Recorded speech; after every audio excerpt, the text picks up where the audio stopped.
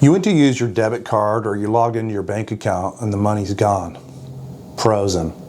And there's a good chance the IRS is the reason why.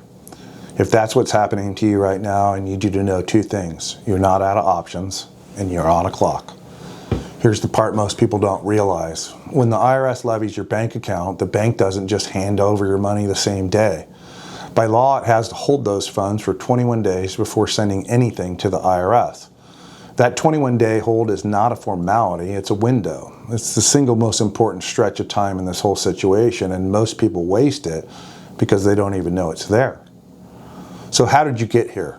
A bank levy doesn't come out of nowhere. The IRS sends notices first. The problem is that those notices look like every other piece of IRS mail, so people set them aside and the final notice of intent to levy gets buried with the rest. Once that final notice goes unanswered and the appeal window closes, the IRS can reach right into your account. They don't need a judge, they don't need your permission, they just send the bank a form. One thing to understand, a bank levy is usually a one-time grab. It takes what's sitting in the account the day it hits. It doesn't keep draining your future deposits the way a wage garnishment does.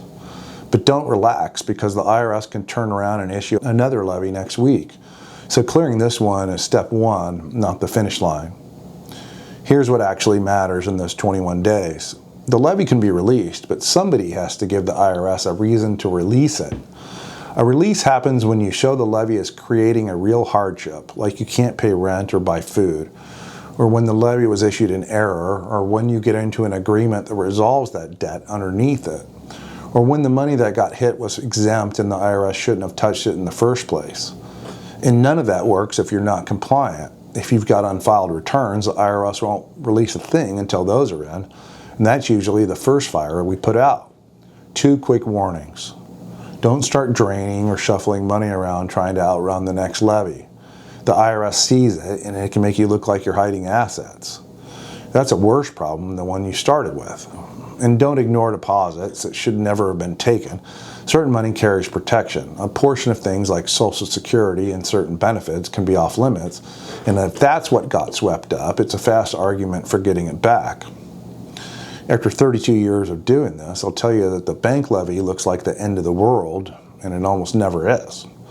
It's a pressure tactic. It's the IRS trying to get your attention because the letters didn't. The people who lose that money for good are the ones who freeze up and let the 21 days run out.